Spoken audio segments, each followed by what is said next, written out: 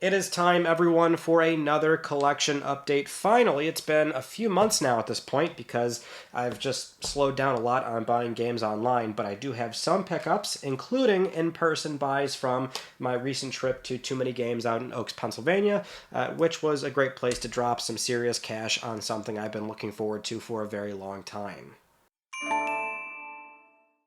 Now, a lot of you probably remember from the previous collection update video where I explained why I'm not buying nearly as many games nowadays, which is mostly a twofold problem. Number one, sometimes you have to be a responsible adult and not go crazy on frivolous spending, which is something I've always kept in check, but it's a matter of right now I don't feel super motivated to go out and buy expensive games or even fill out the collection with certain things that I'm missing. I'm sure I'll get fired up to do it eventually again. That's why it's been so long for one of these uploads, but I'm just not really there right now. And the other angle to this is that, as I've said before, me and my friend Terrell got back into the Yu-Gi-Oh! TCG in a very big way. We were always Yu-Gi-Oh! Kids growing up, but we're getting back into it 20 years later, so it's been a lot of catching up with just buying singles and packs and ripping and having fun, building decks. We're playing more mid-tier casual style.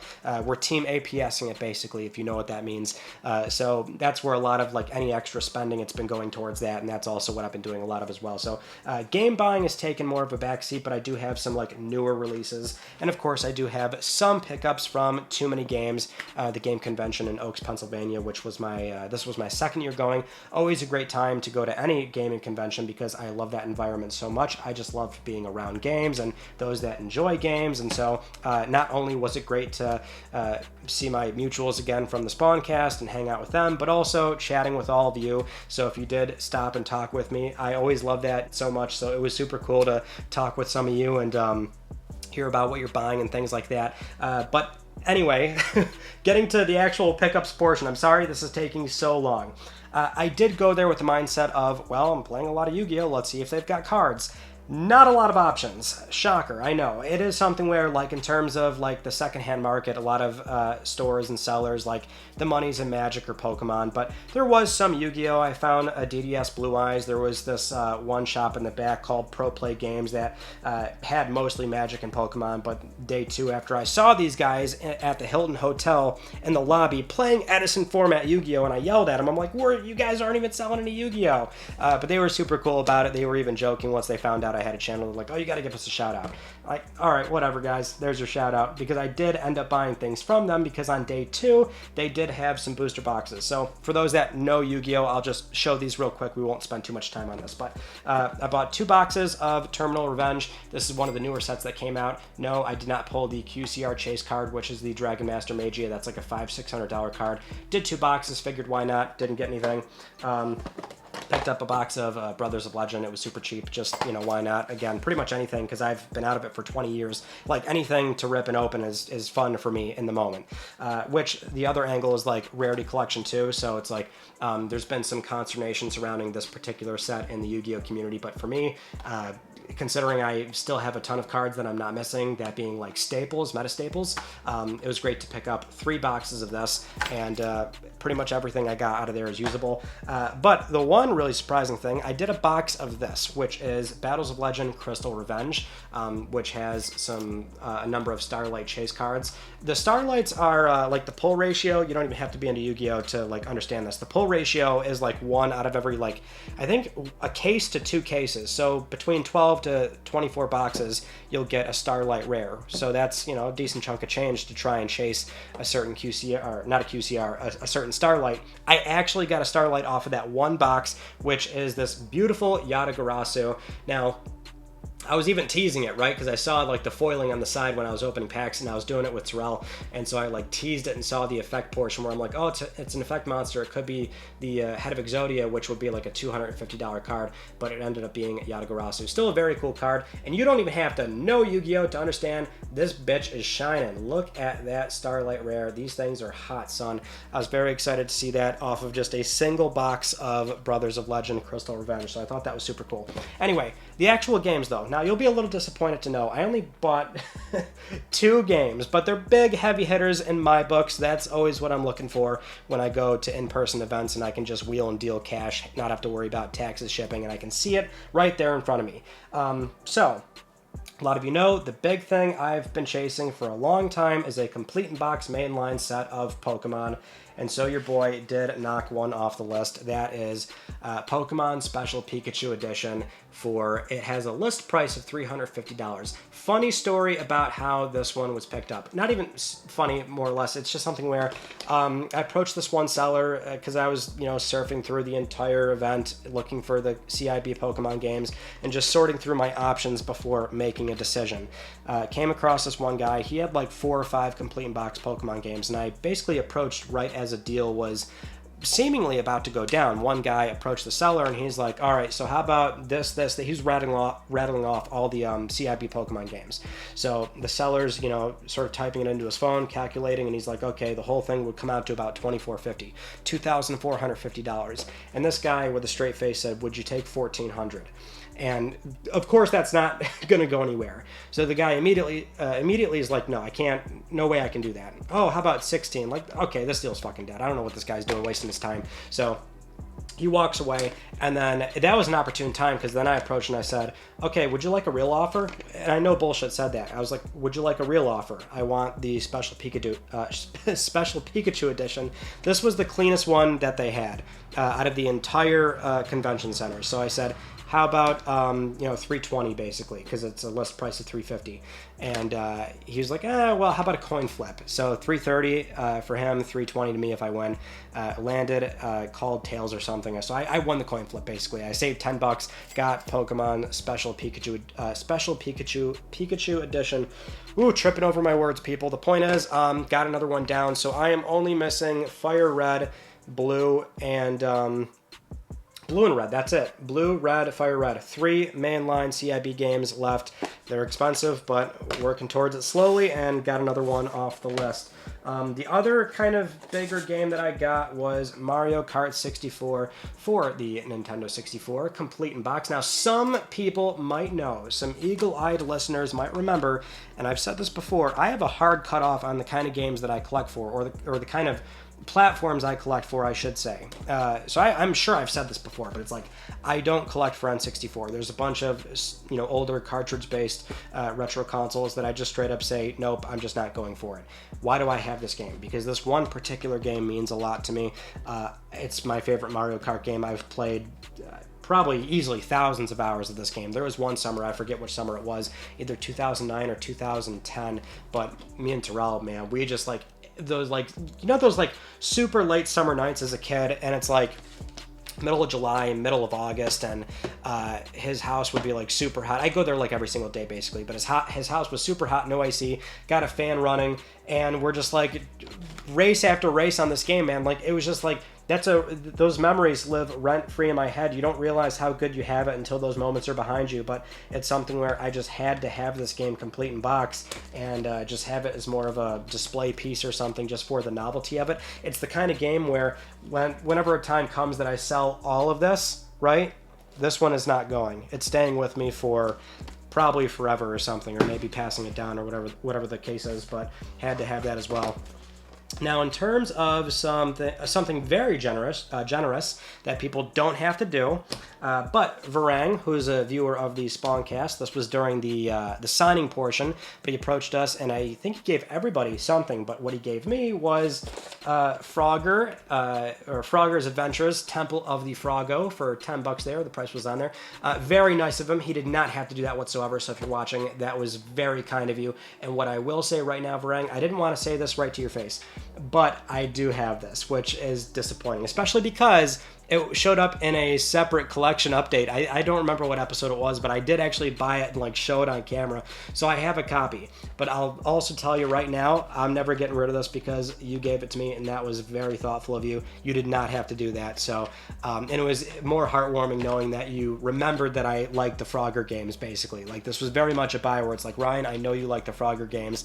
How about a CIB Game Boy Advance game? So that was very, very kind of you, and I just thought that was super cool. But I do have to admit, I have it, but that one's not going anywhere.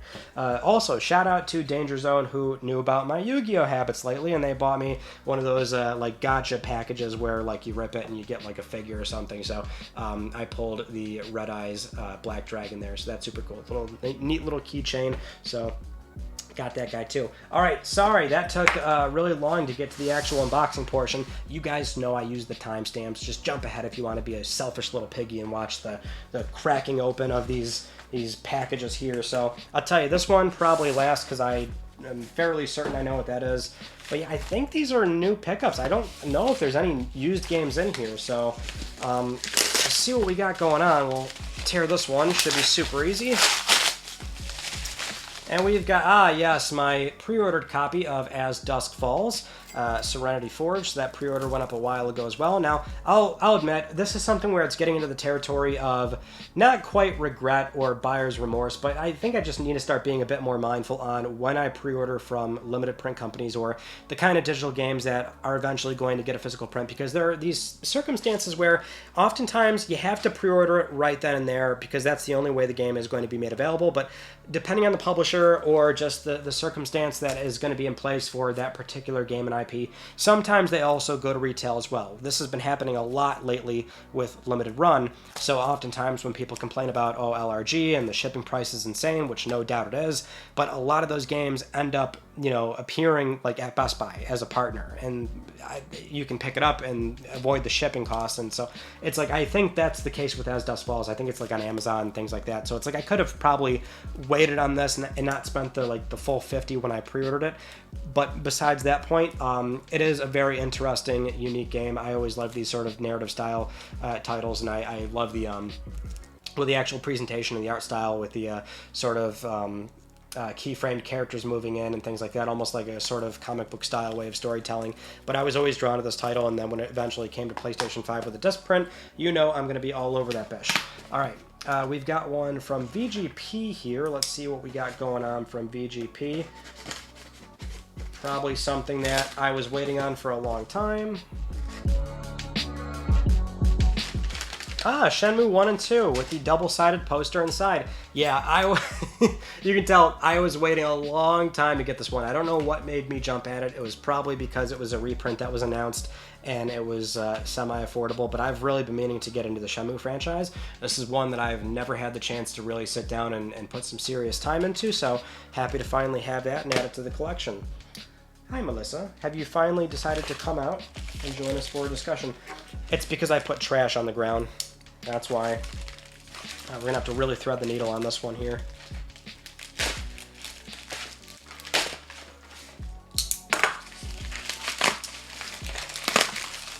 Oh yeah, this is my Strictly, limited Strictly game, or whatever the hell these people are called. Limited rare games, okay. Looks like I did not get the FOMO variant, so for those that keep up with this limited games publisher, they usually like to shit post on Twitter and things like that, and there's usually a very small window to pre-order these games, and I'll admit it is one of those things where, like, I buy into it. I'll always say, like, I buy games I want to play, so this is not typically something I would do, but they always have this short window, and you never know what the game's going to be, which is always kind of a fun thing to humor in the moment. So this one was Death Park. Never heard of the game, never played it. I'm not even really so sure it's good. It's 561 megs for the minimum storage, and it's printed on a Blu-ray. It's just, you know, it's definitely a novelty kind of thing. But the point is, there was a separate box art variant, so there was a chance you'd get the other one. Looks like I didn't get it. It's supposed to be like a basically a grayscale version of this cover art. But yeah, got that one, and I just learned that I did not get the one that you apparently want to try and land. Who loves gacha games? It's great to gachify everything in our existence. I say that with extreme sarcasm.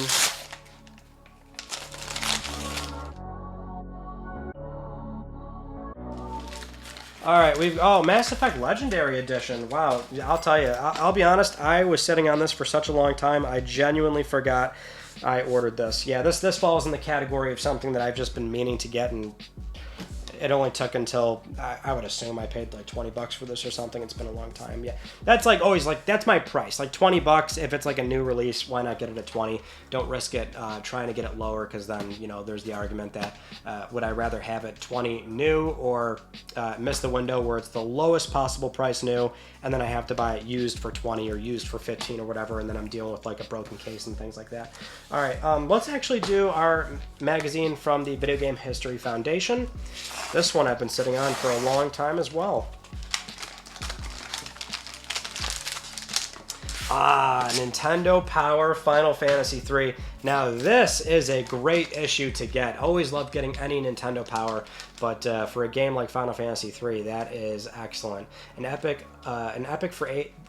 for the ages on Nintendo DS. So this is definitely a later print. This would be October 2006, 2008. So yeah, this would be Mystery Dungeon.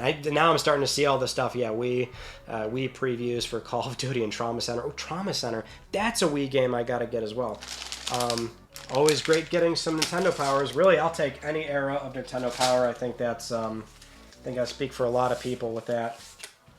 All right, moving on to this next big boy here. Now, some of you might even recognize what this box is supposed to be, because a lot of us were waiting on this game. A lot of us.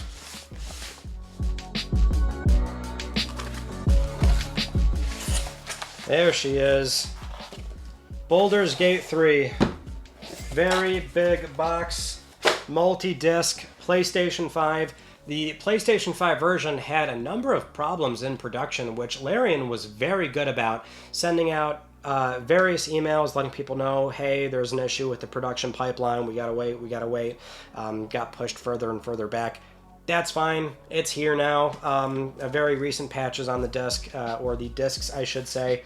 And yeah, I mean, this game's right up my alley, but you know, it's kind of in the same veins as Elden Ring, which also had the DLC drop recently. So at least by the time I finally play that game, it's going to be fairly, content complete, despite no trophies on that DLC. But either way, it's similar to that game where it's the kind of game where I know I'm going to love it, right? I love FromSoft games. I'll put easily 100 plus hours into it.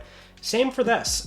So I have no clue when I'll be able to actually open this and play this game, but I'm just happy that that sort of patience that I have, which really wasn't even a matter of me having, it wasn't a hard wait to do, because I know I'm not going to have time to play this anytime coming up, but just knowing that the patience finally got me the disc print, I'll always take that. And that also kind of plays into a pre-order that I know I have, and that is Alan Wake 2, because your boy was for sure waiting on that one. Okay, we had to wait for everything else to unbox this last part, so let's do this box right here.